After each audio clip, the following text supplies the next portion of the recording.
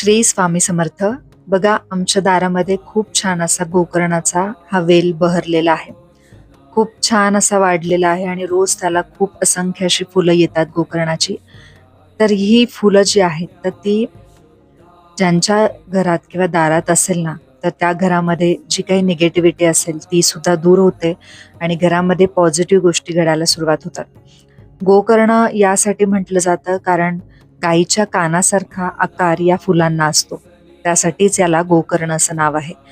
तर माता लक्ष्मी आणि विष्णू देवांना सुद्धा हे फूल खूप प्रिय आहे आणि शनिदेवाला, ज्यांना शनीची 7.5 असते ना, तर त्यांनी रोज शनिवारी शनीला हे गोकर्णाचं निळं फूल वाहिलं तर त्यांची जी काही 7.5 जो काही प्रभाव आहे ना, तो सुद्धा कमी व्हायला मदत होते आणि शनिदेवांची चांगली कृपा यांच्यावर होते. शनिदेव प्रसन्न होतात.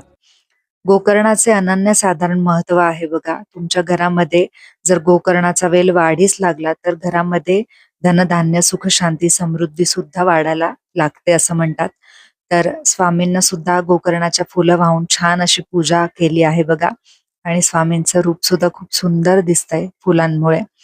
तर असं हे प्रभावी असं गोकर्णाचं फूल, हा गोकर्णाचा वेल सगळ्यांनी आपल्या घरामध्ये आणि दारामध्ये नक्की लावा आणि याचे तुम्हाला खूप चांगले असे पॉझिटिव्ह रिझल्ट सुद्धा मिळतात. श्री स्वामी समर्थ.